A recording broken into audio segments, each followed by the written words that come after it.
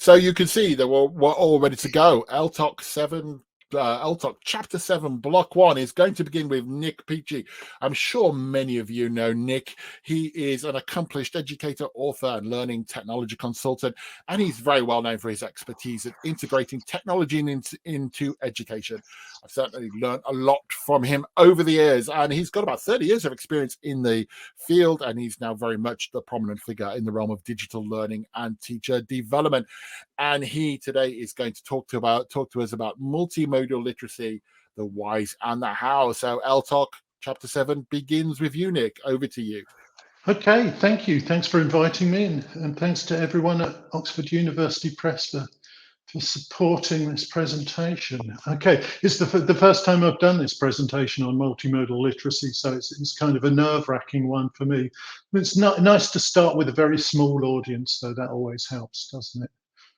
Okay, so one thing I should say before I get started is that, at the end of the presentation, I will give you a QR code, so you'll be able to download the whole thing, get all the links, and get all the information from it. So if you're kind of worried about making notes, don't worry too much about that. You can have the presentation at the end, have all the links in, and all the examples and things like that. Okay, so without further ado, I shall do. So I won't go into too much detail. It's just a quick slide about me. Those are some very old pictures of me before the pandemic. As you can see now, I've changed a little bit. And also a couple of pictures of my Innovations Awards. I've won 2 Innovations Awards for course design and for teacher resources. As Sean said, I initially started teaching about 30 years ago, probably just over 30 years ago, teaching English. And before that, I was actually a guitar teacher and a music teacher in a prison, just once a week while I was studying. So that was quite an interesting introduction to teaching. Some interesting classroom management problems. As you can see on the slide, there are some social media icons. So if you want to check out the things I do on social media later, then by all means, you can click on those icons and they will take you through to the different things that I do. Okay, let's go to the next slide. And the next slide, this is kind of what I hope to get through during this session. First, I'll look at some of the background to this presentation and to the publication that Oxford University Press has put together about multimodal literacy.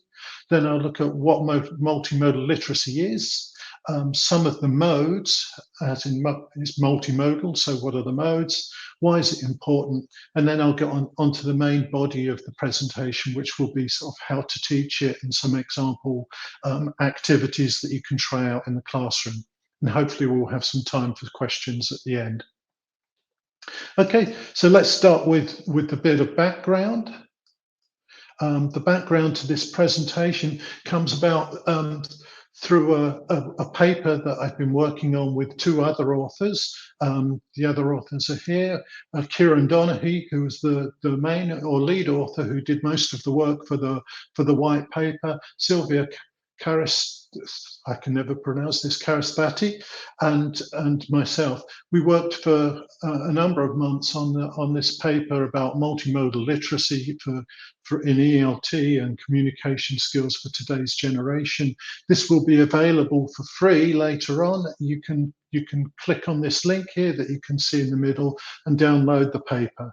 And it goes into quite a lot of detail, much more detail than I have time for here, about sort of different aspects of multimodal literacy. And there's also a toolkit which I did write, which has lots of different examples of activities and some photocopyable worksheets. So please do check that out later and sort of try and get a hold of that, because it certainly gives more detail than I'm able to give within this hour. Okay, so the next thing, what is multimodal literacy? You may have some ideas of your own already. but I'll get into exploring that a lot. This concept of multimodal literacy, it's a difficult one to say, multimodal literacy. This concept of multimodal literacy comes about through kind of developments in technology, I guess, and particularly sort of nowadays with things like iPads and screens and phones. We find that when we're absorbing information, when we're searching for information, when we're investigating information, what we find is it's no longer just in one mode. It's not like reading a novel where you have only text. Often now we're looking at things that have text, have images accompanying them, different images around them, and all those things that come with sort of digital texts. Digital images and texts are also becoming more and more complex. We're often having to absorb different channels of information visually and through our ears and through our eyes at the same time. So through different modes. So, for example, these are some of the modes here. I'm just going to make sure that you can see. Yeah, great, good. That pop-up is showing. So, for example, there are different modes, and often these are combined together. It's not like listening to radio where you're only listening, or reading a novel where you're only reading. We're combining different modes. So, for example, linguistic and visual, an example of that would be reading a graphic novel or an infographic, which combines images and text and the kind of relationship between those two. There's the visual, looking at a painting or a photograph. Although that's one mode, there are complexities involved in that, in terms of how we see that, especially with advances in artificial intelligence. We've come to expect that when we look at a photograph, it's of something real, and that isn't necessarily the case anymore. And those things can be manipulated. So, it's about helping students to think or understand about that. Video, for example, combines linguistic, visual, and oral elements. When you're watching a video, you're watching and you're seeing what's happening, but you're also listening to it. And so those are a combination of channels, and you're absorbing text. Then there's linguistic and oral. When we listen to a podcast, often we have accompanying materials that go with it. So we're looking at the text as well as listening to the voices. And of course, this linguistic, visual, oral, and spatial elements. When you're watching a video or short film, you could be reading subtitles and captions while you're listening, and absorbing relationships between the people and their distances apart. So it's really about sort of looking at the complexities of these different modes of communication, and helping students to understand those. So in terms of a definition, here's a nice definition of multimodal literacy that comes from the paper. Multimodal literacy means the ability to comprehend and respond to multimodal text, and to compose multimodal text. And that's a big part of digital literacy nowadays. And I think the big change here is it isn't just about comprehension. It's not just about understanding what we see. We now live in a participatory media culture where we can actually respond to it, whether that's through a blog or whether it's putting comments onto an online video, and we can add to the text that's being created, and we can add to the message that's being created. There's also, the importance of being able to compose multimedia texts as well. We're no longer just consumers of text. We also produce videos ourselves. The average student now with a reasonable mobile phone is capable of producing quite complex digital media and publishing it online, so that anyone in the world, anywhere with an internet connection, can absorb that. And that's becoming quite a popular and valuable digital skill for the workplace as well.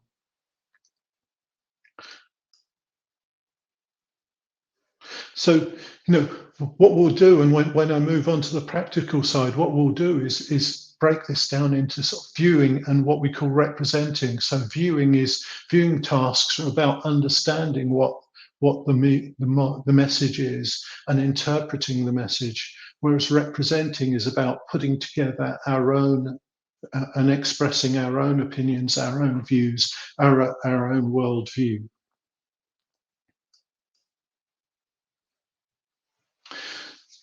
So why is multimodal literacy important? There's a nice quote here from the paper from Sylvia. As contemporary communication is increasingly multimodal, the concept of communicative competence in ELT needs to be rethought. So we need to start thinking about, how students comprehend these different multimodal texts and how we help them to do that.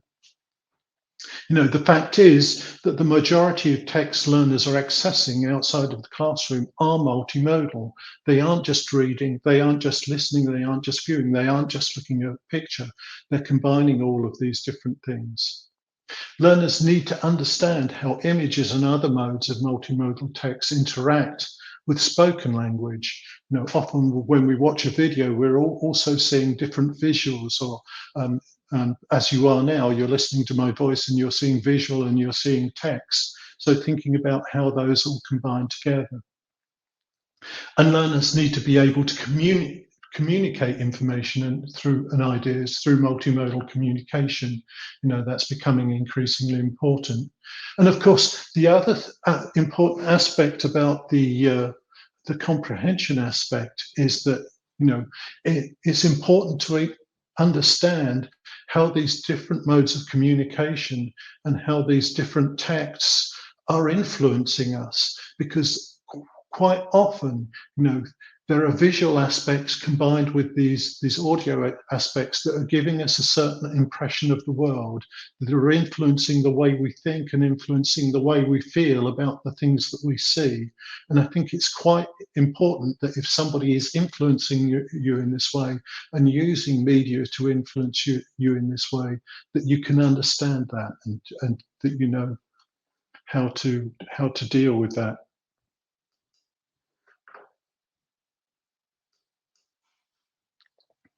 Okay, so I'm going to move on to some of the viewing tasks, some examples of viewing tasks. And one of the first examples, and this is a collection of examples of different tasks that you can use, and with silent viewing. I think silent viewing is something that's been around for a while. It was actually a feature of one of the first presentations I ever gave back in 1998 in Barcelona, when I first started sort of presenting at conferences. I did a session on silent viewing. And I think silent viewing is very important. If you want to get your students to watch and listen to a video and to understand what's happening in it, it's worth turning off the sound and just watching first to see what you can understand. And we can design some tasks around that for students. We can turn the sound off, and we can actually just get them to think about what the person's thinking or feeling. We can turn the sound off and get our students to actually transcript and write down what they think is being said in each moment within the video. We can also get them to make cultural observations and see what they can tell about the culture that's being promoted through the video. Often we take this for granted, that we know, we instantly, subconsciously know where things are set, but getting students to think about that can be very important. And of course, we can start getting students focusing on genre and understanding genre, because understanding genre brings a number of expectations with it. Okay, I'm quickly just going to show you a brief video clip now. Think about those things while you watch the video clip. Think about whether you could script it, whether you can understand what the people are saying, what cultural observations you make, what are they thinking or feeling, and what genre is it? Okay, I'm going to hope you can see this. I'm clicking my video here. I'm just going to check that you can see that. So that's That should be visible on your screen. I'm going to turn this, I've got the sound off, and you can watch it and see how much you can understand of it. It's just a couple, 2 or 3 minutes long. Okay, I'll let you enjoy that for a minute.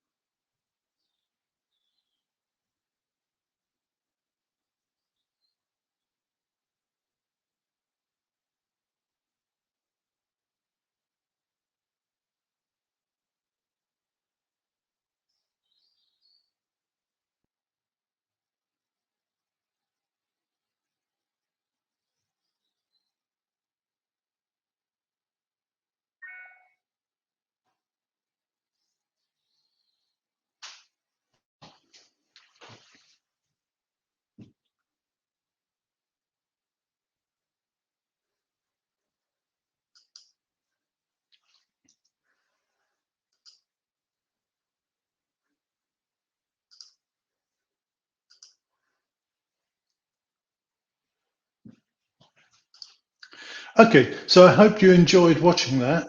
I won't play the whole thing. You can watch the rest later on if you want to. And it's quite interesting, I think, because just by observing it, you can tell what the characters. They're not even real characters, but we can tell what they're thinking and feeling. Um, we could script it quite easily. It's quite easy to sort of work out what they're saying, and even though we don't actually hear a script. Cultural observations, from the point of view of cultural observations, we can make some observations. It's an American style diner, so they're probably in the US. Um, the restaurant menu had Pepe's in, so this is a typical kind of Italian style US diner that you might find in New York or something like that. We can tell things about the way their relationship develops. They went to the cinema together. They've obviously started having a sort of a premarital relationship as well, as we haven't seen them get married. And in terms of genre, we can see that it's a typical sort of romantic comedy style thing. He starts missing his eggs and becoming obsessed with it. And when you get the presentation, you'll be able to watch the rest and enjoy the rest. And I do recommend it. It's quite a nice story. It's 3 minutes long. It's the perfect thing that we can use with our students to start getting them to dig into video. In it, there are sort of different cultural values embedded in it, even though they're not real people. And it's a perfect kind of length. So we can do all those kinds of tasks with video, just watching it silently without any sound. And I think that's something you should try to do with any video that you're going to show your students, is just turn the sound off and watch it first and see how much you can learn just by watching. And I think that's a great thing to do with students to help them develop their understanding of something. Okay, I'm going to move on to something else. This is an activity called 5 Key Questions, and this is a good activity for things that are a bit more serious, and digging again into, what and in how and in what way is the person trying to influence us. So we've got 5 key questions that we can give to students when they watch a video, and again, these can be used silently as well as with the sound on. So, who do you think created the video? What creative techniques do they use to attract your attention? How might different people understand the message differently? You know, we don't always understand things in the same way if we come from different cultures. What values or lifestyles and points of view are represented in it? And why was the video created? Okay, so I'm going to show you another video now, very different one, again without the sound, I hope, and just see what you can learn in terms of those things through watching the video. Oh,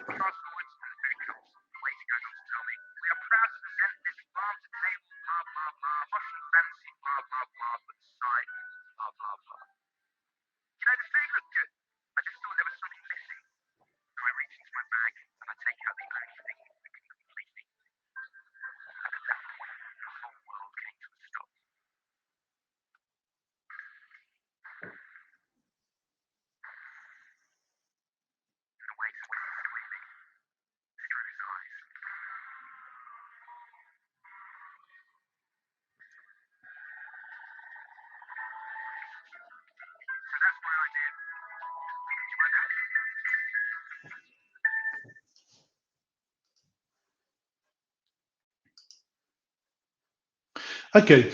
So that's a very different kind of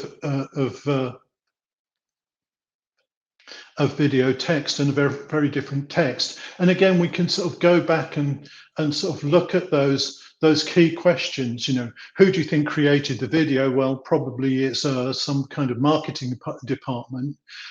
Creative techniques they use to attract your attention. I guess, there's a combination of the use of music. They're using a celebrity who's somebody and adding a commentary. How might different people understand this message differently? And and I think this one connects to the values and lifestyles point that it's trying to represent. In a way, the use of Ed Sheeran and the use of the tomato sauce is kind of mocking the kind of the more I don't know, upper class kind of lifestyle and these sort of these aspects of fine dining and fine culture that are being displayed in there. And of course, why was the video created? It was created to appeal to a particular kind of people and encourage them to buy, tomato ketchup. If you want to dig at your students to dig a bit deeper after that, there are some sort of more in-depth follow-up questions that you can get them that you can ask them here. And again, these are all available in the paper as well. So, what are what clues are there as to who created the text? I think we saw a little icon up the top for Heinz, and of course there was, the bottle with the labeling on.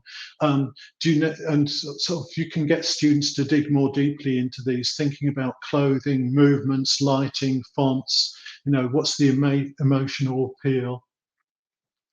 You can even sort of ask students to judge whether they think there's a sort of gender bias within the advertisement, and get them to think about how different genders might respond to it differently.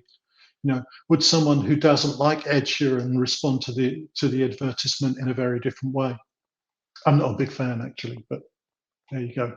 Everyone to their own. So that's another kind of video type activity, and that can be used with sound on or sound off. This is a more of an image type activity, and I reckon recommending it here as a use of an activity to do with works of art, but it actually could be used with any image. It could be an image in a course book or an image from advertising, but this is a nice example. And what you do is you try to get your students to imagine they are the person within the image.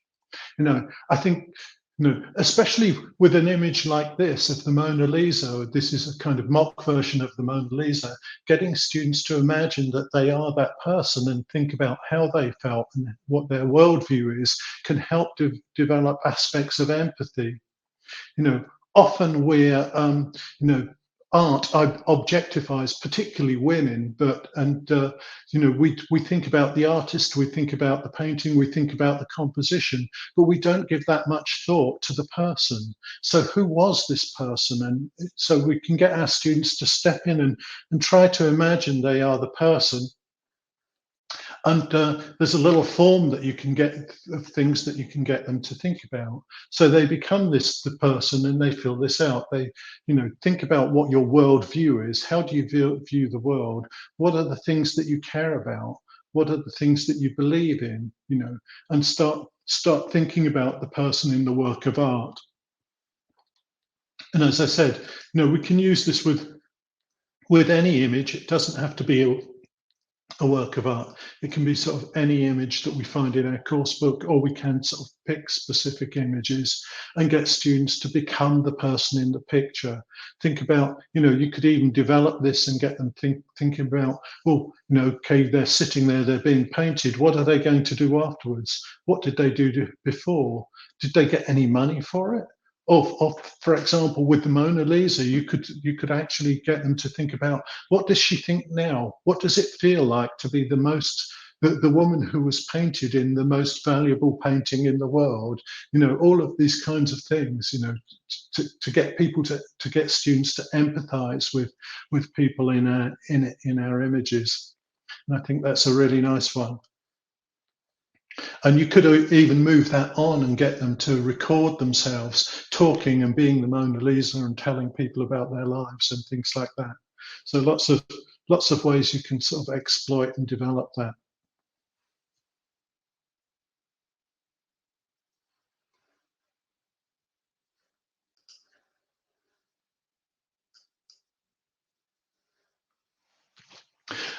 This is another activity from the toolbook, and this one's based around the idea that a lot of our students do a lot of extensive viewing anyway. Often we encourage our students to do extensive reading and to read for their own pleasure. And that's a great thing. A great way of developing their linguistic skills. But we can also get them to do extensive viewing. So, and probably a lot of them do this already. Lots of students are watching TikTok videos, watching YouTube videos. Maybe they're watching something on Netflix. And, it would be good to capture this and bring it into the classroom. That doesn't mean giving students comprehension tasks or anything like that. It just means, just giving them getting them to keep a diary about the sort of things that they do. And here you can see a format for their diary, getting them to keep this diary about the kinds of things that they do and keep a record of it. So they can sort of keep a record of what they watched, what platform they watched it on. If they can get a link to it and include a link, that's great. What they liked about it, what they learned from it, if they learned anything from it, who they would recommend it to, and what they watched. Oh, I doubled that one, sorry.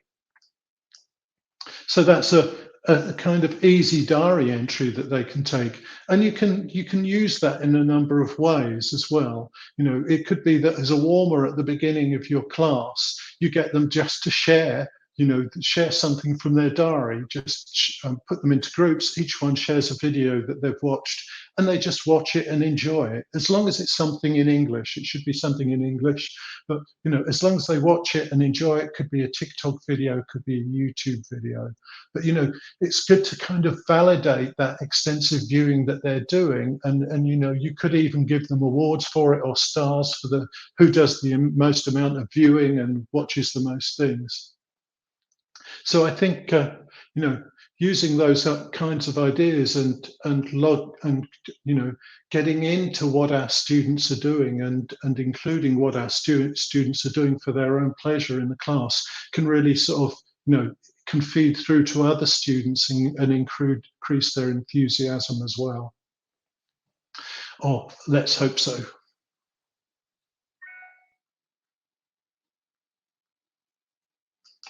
Okay, I'll just move on to another idea. I'll just show you that you can just get this once you've accessed the presentation, you'll be able to access this just through clicking on the button and build that. So let's look at some of the representing examples of representing now. So one of the things that we can do is that we can get students to create memes. That's an easy way of representing. There's one here about education. Education is not the filling of a bucket, but the lighting of a fire. So they could sort of find memes about education that they believe in and create them, or they could actually sort of go to a few different sites and find some. There are some very common meme genre. This one, for example, about, just make sure you're seeing it. Yeah, you are. Good. So, there's a very common keep calm one. And if you get the link here from the presentation, you can just sort of add your own text by writing it in and create your own meme.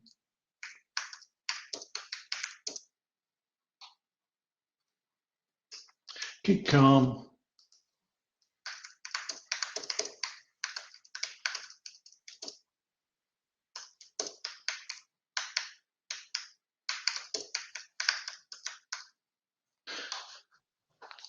So there's spelled it wrong.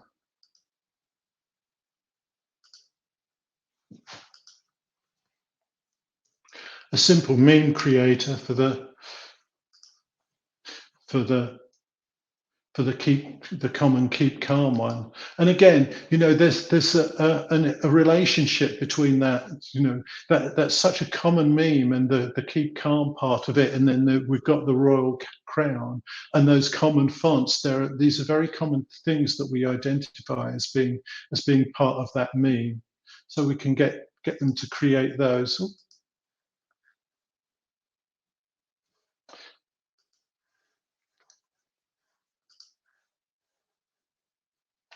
I'm stuck now. I'm gonna have to.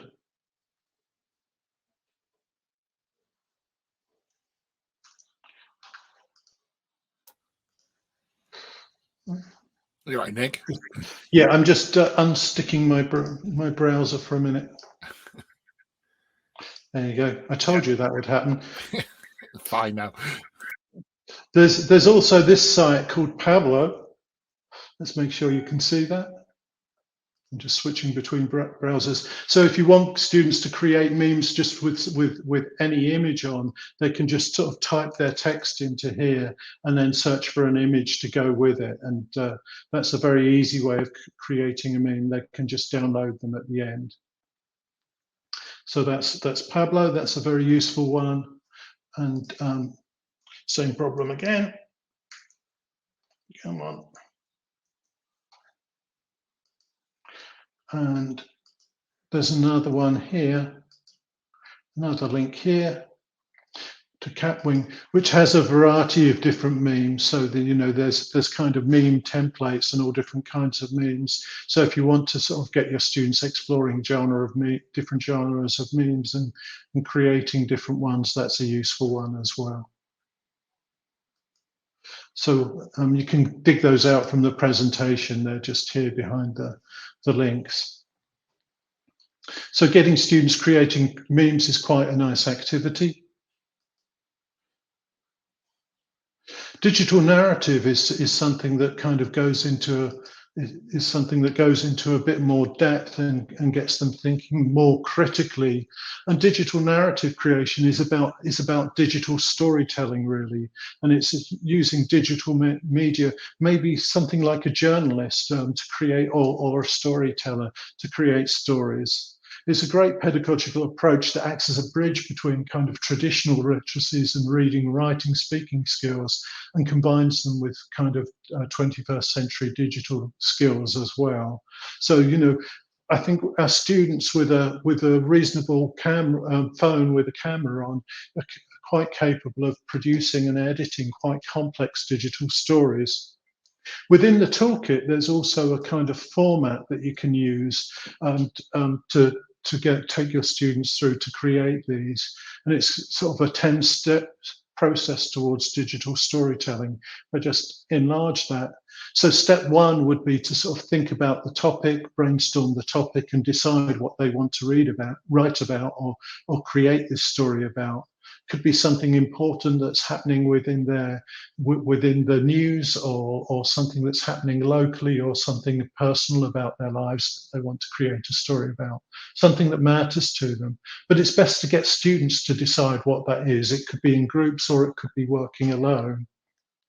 Then the second step would be to sort of research the topic, find out more about it, think about what they know about it already and what they don't know. And they can work together to do research. Then they can actually write their script. If they want to, they can script it, decide what parts each person will have. They can sort of submit their script to you if they want, or share it with someone else and get feedback on their script. That's quite an important thing.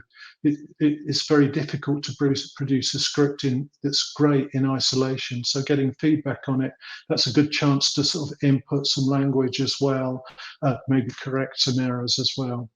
Then they can do step 5, which is to do a revised version of their script. And then they can do what's called storyboarding. So and that's something we'll come on to in a minute, before you film something, if you're producing a film, you tend to storyboard it, and you put these little squares out, and you draw what will happen in each scene of the media that you want to create.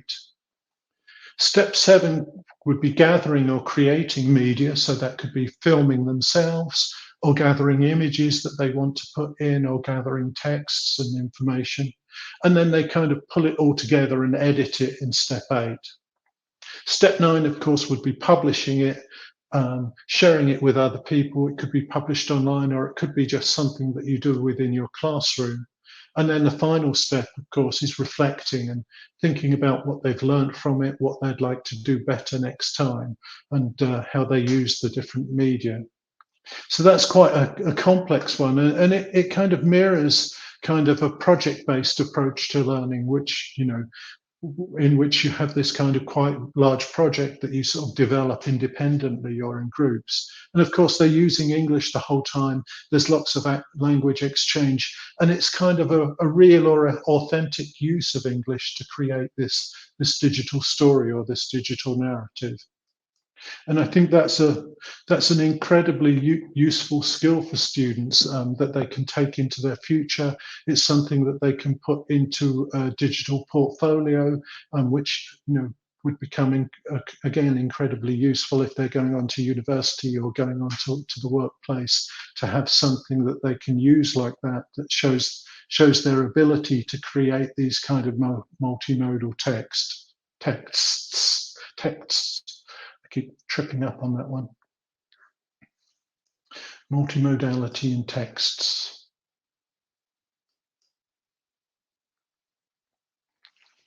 I mentioned in the last activity, thinking about storyboarding, and that's an activity we can give students to actually deconstruct video that they're watching, so they can deconstruct it and then sort of reuse it as an example to build their own. And this is an example from the toolkit, and there's an example storyboard here. And this is kind of what a storyboard looks like. These are maybe the first 8 images, and it says in each one what would be shown. But as well as kind of thinking about what's in that image, you can also start getting students to think about camera angles and how the image is framed and that they want to show. So, and there are a variety of different angles camera angles displayed here. So when is it a talking head? So it's just, head and shoulders like this. When do you go to full body? When do you go to a sort of wide angle shot?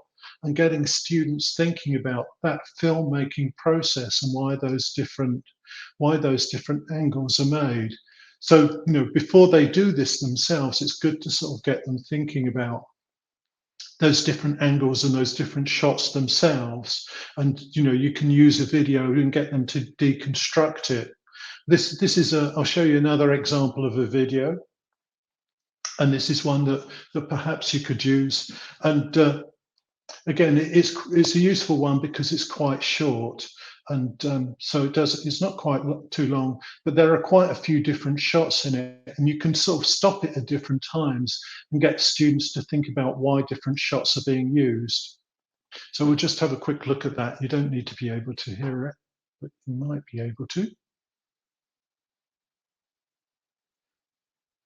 Okay, so if we just stop it there, we can see that there's a particular shot being used. Why is the producer using that kind of shot?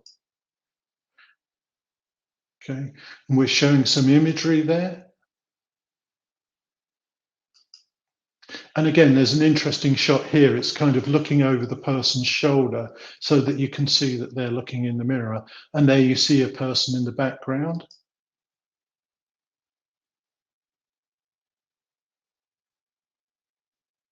And then you move to the person in the background. So you're setting up sort of spatial relationships between those people. We've got some close-ups of the different actions that he's doing. And again, this would be a great one for scripting as well. You could quite easily script this and sort of get students to think about what they're thinking and feeling as well. It's very obvious what he's thinking a lot of the time. Again, we're going to the close-up first.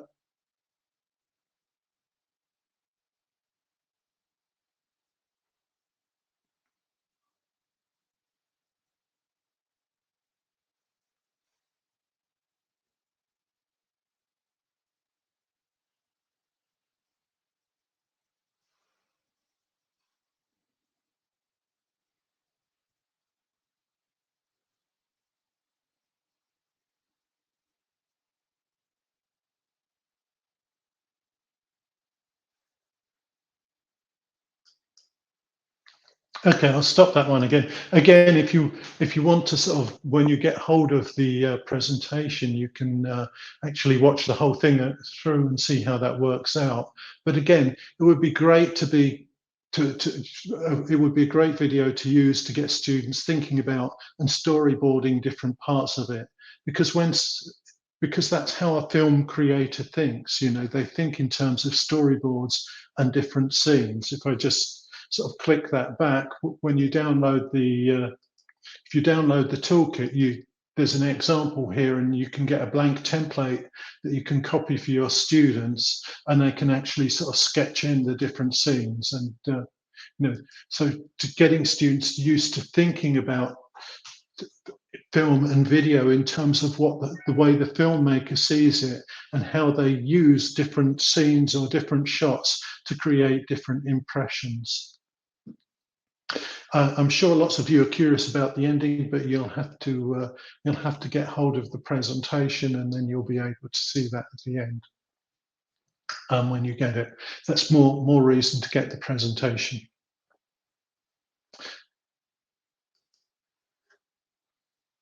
Okay. Again, I said that at the beginning, for those of you who weren't here at the beginning, all of these ideas and the thinking comes from this white paper and toolkit that I've put together with Kieran Donaghy and Sylvia Karasvati, which is being published by Oxford. You'll be able to access it and download it for free.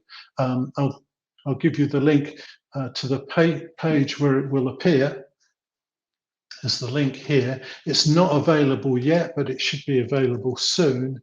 And it's well worth checking out this page anyway, because there are lots and lots of other very useful position papers here as well, some of which I've worked on, I'm happy to say. So it's really well worth, coming to this page, and oh, I think great, the pop-up's just appeared. So you can download it now. So it's worth checking out these other ones as well, because there's some really impressive work there, and it's very useful and it's free. You do have to register and use your email to register, but that just means that you'll get sent more good stuff from Oxford University Press. So do that and download these papers, and I hope you enjoy checking out these materials, these ideas, and many others that you'll find within there. I've left plenty of time for questions, so if there are any questions, I'd be happy to try and answer them. There are a number already, Nick. If you click on the Q&A tab, okay. Hopefully you'll be able to see them there for you. While I'm answering the questions, I'll put up the QR code so that you can download the presentation if you want to. You don't download it, actually, you access a link to it. And as you go through it, all of those, all of the links and the activities and the videos are embedded in there, so you can watch those all later. So I'll just quickly check the Q&A. And shall I start at the top? Great idea. How can we integrate this into a younger ESL learners and where their vocabulary level isn't very high? I think we can still do this. Like the very simple video about the pig who meets the chicken. There's lots of very simple vocabulary in there. They can watch it. They can watch videos like that. Maybe not that specific one, but they can sort of pick up visual cues and look for visual things. They could also probably, there are a number of different cartoon shorts like this. If you go to YouTube and just search for video shorts or short animations, you can pick up lots of short animated cartoons similar to that. And you can use them with young learners. Just turn the sound off, get them to watch. They could write down any words that they see, then they could transcript it. They could think about what the person's thinking or feeling. That doesn't have to be a high level task, and it doesn't have to be an adult task. Difference between multimodal literacy and multimodal competence. I wouldn't be sure that there is a difference between multimodal literacy and multimodal competence. I guess you could break multimodal literacy down into multimodal competencies. So there's a number of different competencies involved, which are quite complex and which we go into in the paper, such as understanding why different types of fonts are used. That understanding of different fonts, or why this font is a different color. With the keep calm mean, why is the background usually red, and what does that imply? So thinking about colors of different things, I guess all of these are kind of competencies that fall into that area of multimodal literacy. So, so I think, multimodal competence is a subcategory of multimodal literacy. Have you had experience of teaching silent viewing images to absolute beginners or young learners? Yeah, I did used to do it quite a lot with young learners, and I think it's something that they quite enjoy, especially if it's authentic video as well. And because, often if we use authentic video that has sound with lower levels, it's very difficult for them. But by turning the sound off and getting them to just watch it, it's remarkable how much you can understand. The story of the pig and the chicken, we could understand pretty much all of that without having any sound. So, when they watch it first and view it, with silent view it, they get a lot of the understanding, and then they can just, when they watch it a second time or a third time, they can start understanding the language and analyzing the language once they watch it with the sound on. And so that reduces the kind of cognitive overload that they get from having to, I'm trying to watch this, I'm trying to read the subtitles, and I'm trying to listen to it at the same time, which can be a bit overwhelming if you're a low-level learner. So I think that it works well for low-level learners. Next question. With so many resources online nowadays, would you say that students in countries that don't have free access to internet technology are becoming bimodal illiterate? What can we do as teachers to ensure our students get the minimum input to develop bimodal literacy? I think this aspect of access and access to digital technologies is a really important one. And there is certainly a digital divide. I think there are a lot of places in the world, or most places in the world now, can have some form of access, whether it's from a mobile phone that they share with the rest of their family, or whether it's from an internet cafe or something like that. But there are still people who, especially in the classroom and teachers in the classroom, who don't have the ability to bring these things in, and that is difficult, and it is a disadvantage. But it is something that's changing. It's something that will change, but it's going to take time. So in the interim, it's worth thinking about, if you as a teacher have a mobile phone, thinking about what you can do to bring media into the classroom to share with students. I know you can get a digital projector for a mobile phone, which is actually just a cardboard box, and it has a little lens in the end.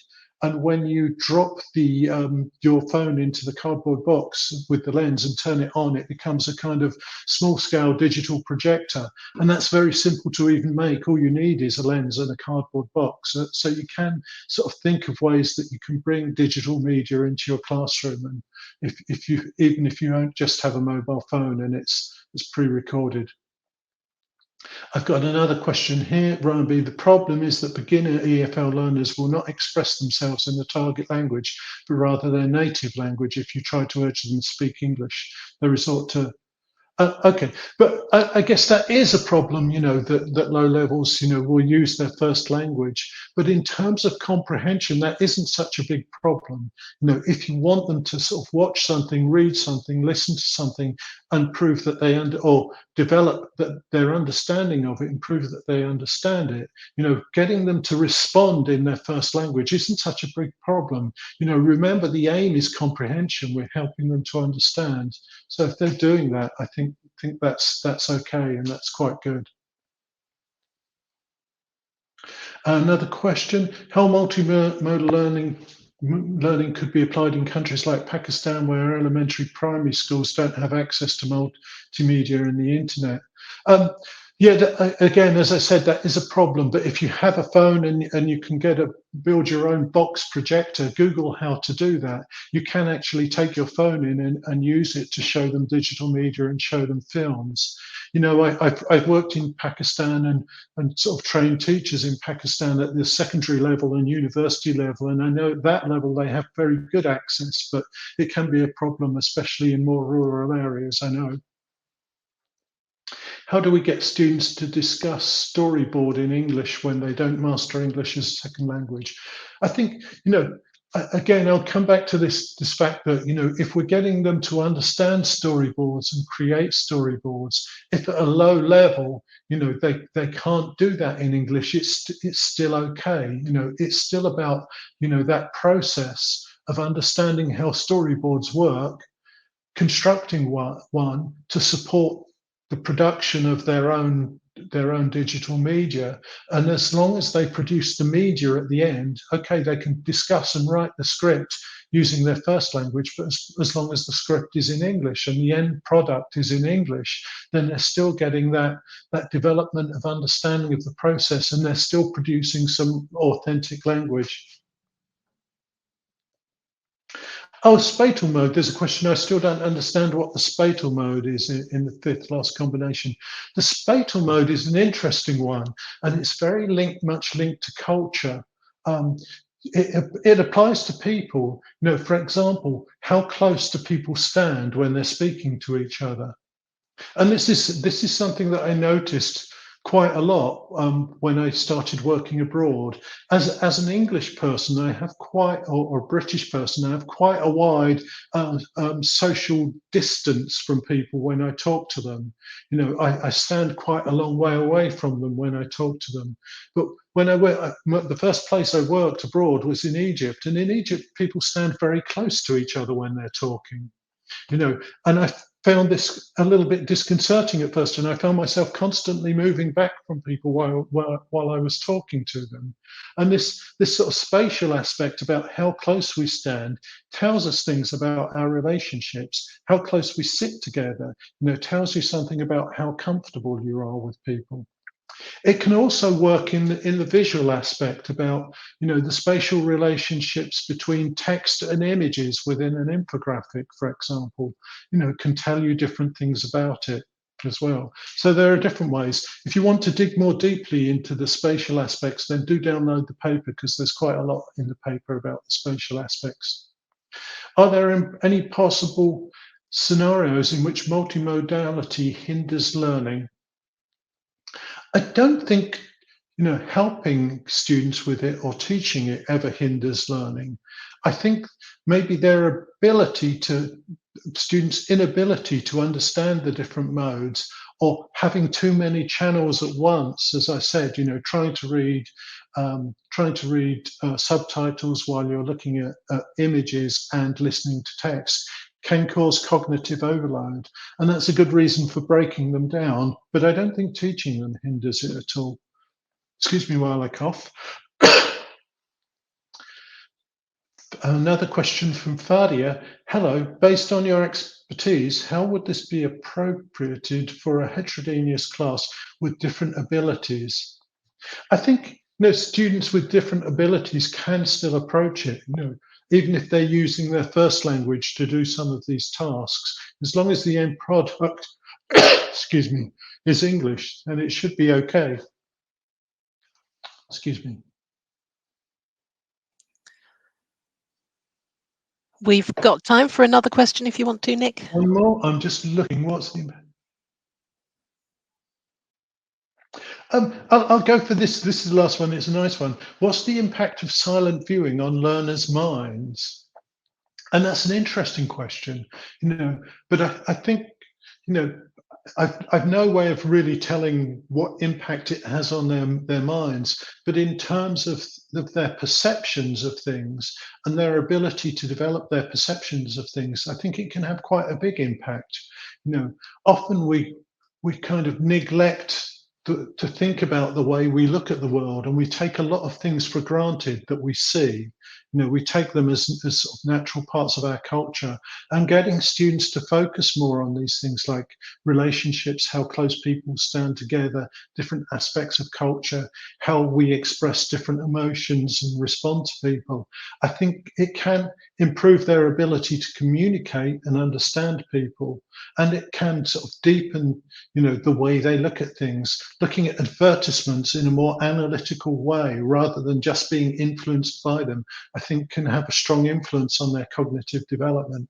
Looking at advertisements or maybe news articles and thinking more critically about them, and how they're trying to influence us. I think those are important things for our students to think about, and they do develop our students cognitively. So I think it can have an important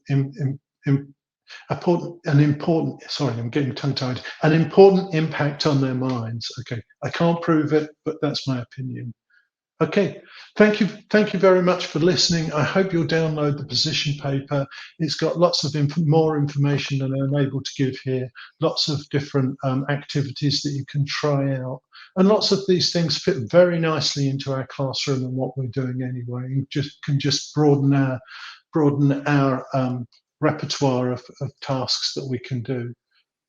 So again, thanks very much for listening, and you can see the QR code if you want to get the presentation, and I hope you enjoy using those activities with your students. Thank you.